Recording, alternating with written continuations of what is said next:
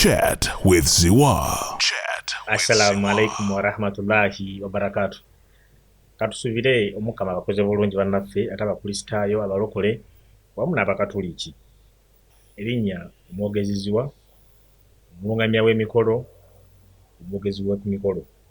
Tuze ne programu yaffe Nganzi kye bayita Chat with Ziwa. Nga programu eno tugenda kuba tufuna ku bagenyi ab'enjawulo naye ng'era tetugenda kwawukana nnyo. Tugenda sigala mu field yaffe nga gye twogerako. Mukkirize banjulire omugole waffe omupya.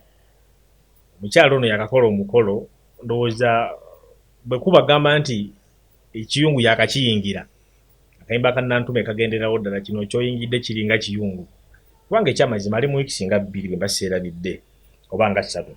Kitegeeza tannamanya bulungi omukka gutokota gutya. Tannaguwulira naye katumuwe omukisa asooka atabuuze ku balabe baffe oluvannyuma tweyongereyo.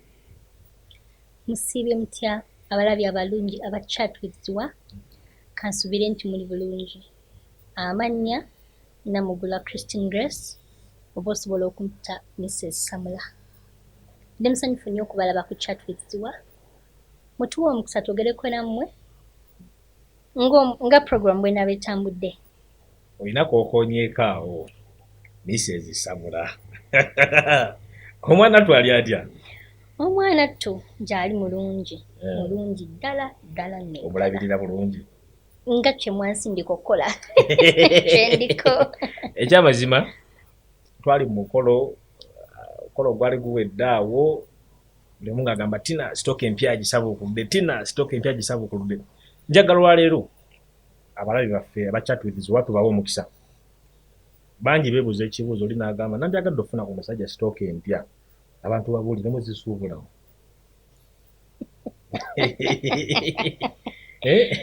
Simanyi ani yaleeta kigambo kye bayita sitooka empya, era simanyi byawula sitooka mpya onkadde. Katusookoleddeko. Nze ndi mu sitooko ki kuba njagala nve wano nga ntegedde nti Samula mulaba sisembera waali. Ffe tugwa mu sitooko kiffe sayizi bwe ziti. Sisobola kwawula sitooko wabula kyemmanyi. Ndowooza sitooka empya be basajja abalungi abalina empisa. Kitegeeza n'ali eyo nga munene. Kuba mabegako kukaawo abantu bagenda ne batuvugamu supiidi, ne batulaga Bawayini Ntale, ne batulaga Bawa Baby Gloria, Samulaze nga bonna tulengera busajja buli sirimu sirenda. Ne tugamba munaye sitooka empya bakitegeeza abantu batono. Kitegeeza kasoba nga gola buli gumite. Oba ogwa mu sitooka empya. That is the right word. Oli gumite akabiri ng'osala akamalayo naye kisingira ddala obukulu. Bw'obanga omanyi okusalawo obeera sitooka empya. Okusalawo. Yes. Ako nno mukawulidde kabadde kagambo kakulu nnyo gwe kasitoba nga omanyi okusalawo. Basajja bannanga baleyo temugwamu maanyi.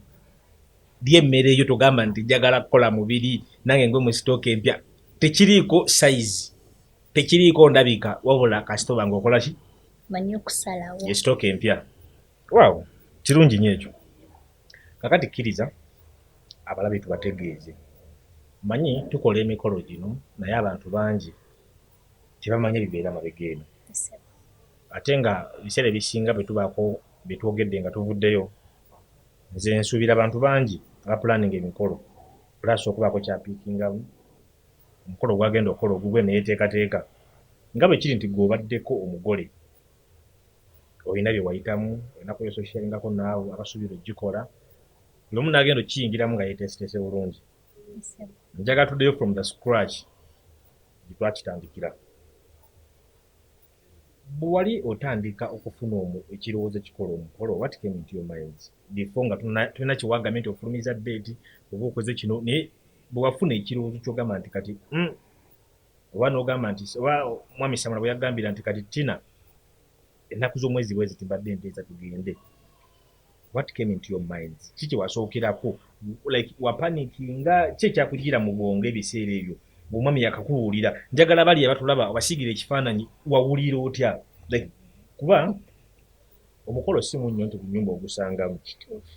Twagala abantu bategeeze amawulire ago omwami yakagakuleetera. What happened? mu mwezi gw'omunaana 2025 mukulu Samla lwangamba ekintu ekyo gw'omunaana last year 2025 lwakiŋŋamba naŋŋamba asaagasaaga nnyo nze kunze asaagasaaga nnyo yaŋŋamba bebe maama ewaka mu luggya alinawo emiti emiti gitya nemugamba emiti gitya naŋŋamba wagazi bulungi nemugamba oka empumudde wagazi naŋŋamba kale nja kubuulira nemugamba kale ebyo kati nze nembivaawo manyi omwami wange asaaga nnyo n'akomawo ekiro naŋŋamba kakati bebe njagala kugenda waka nemugamba oyagala genda waka kaŋŋambe maama mpulira kati ebiseera waŋŋambye ebyo yali amaze okukyala mwamala okukola omukolo gw'okukyala yes yagamba gwe nolowooza maybe nze neŋŋamba akyagalamu obudde obweteekateeka yes I would give him his time akole byayagala adecidinge lwanayagala okukola omukolo ogwo kati nemugamba kati okubire maama oyagala kyala wa maama naŋŋamba si bwotyo nemugamba ebisikutegedde kyava ŋŋamba ebiri official ogenda ewaka bwe mukusooka walowooza ayagala kusituka nga yewa n'emikono gye ng'ebiri esatu just bamulabeko bulabi nze nali manyi ayagala just kukyalirako mami nkutegeera I wasn't thinking like that kubanga ayagala kukola mukolo ekirowoozo ky'omukolo nali sikirina because omwami wange akwata mpola nnyo ate tebamukanga kukola kintu you cannot force him to do something kati it didn't come ate nga ndaba tubala bingi so omukolo tegwali nti oba tuplaninze naye bwe yakiŋŋamba nasanyuka mu mutima neŋŋamba Katonda kiki otadde mu bwongo bw'omwami wange nasooka nenekebera nze neŋŋamba what have I done different for him to come home okay embeera awo nesitwanya obudde kati kyava akomawo like after a week naŋŋamba bebe mugambye maama nemugamba wabula simanyi mitendera gy'abintu bineno kale nga ngezaako okulaba baali siriyasi wemala naŋŋamba kati nze ngenda kukubira maama oba gw'ogaanye okumugamba nemugamba mpulira abantu bagamba mbu ogamba senga n'agamba taata n'agamba bwe kiba bwe kityo kati kankubire mukadde ampise mu mitendera nemugamba naye bebe tetulina date naga tusooke tutegeeza abakulu kati tujja birowoozaako nakkirawo ku maviivi naye nsooka ŋŋamba Katonda wange nti kale bwe kibanga bwotyo bw'osazeewo nga y'ono omusajja gw'ompadde omukolo guno nsaba gutambule bulungi era bwe yatuwa date adduka emisinde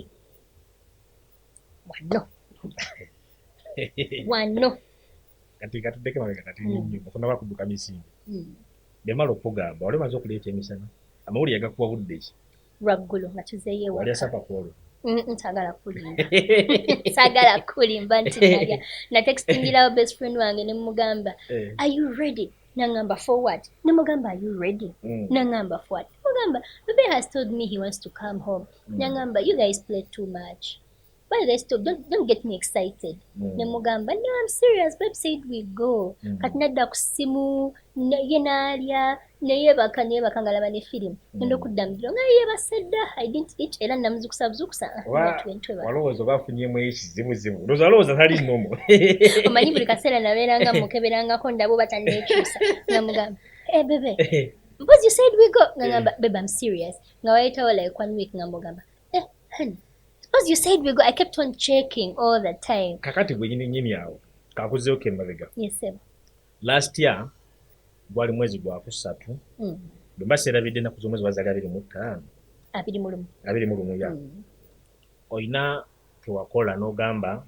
eno ye lisiti y'aba service providers bange abali nkolera ku mukolo gwange n'ogamba era singa kino kiba tekikoleddwa sijja kufulumayo wedde oli ofunyeeko ku kirowoozo like omwami oli obaddeko naye wanokubeera mu bintu bye maybe mu kadayaleke n'ogamba ng'olina kyolabako ekijja mu maaso oba kyakugira bugizi omwami wange oyo ali very intentional.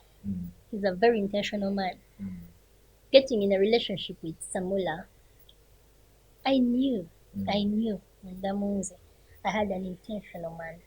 Era whatever I was doing, I was always playing around. But when I met Samula, he's very intentional. Era nemikwano gisobola okugamba he's too committed for life. He's too committed. Kati when relationship yafukira serious nga ndaba omukulu tata akutta anywezezza nze n'endoota with Ziwa. Walinga kulabikibwa.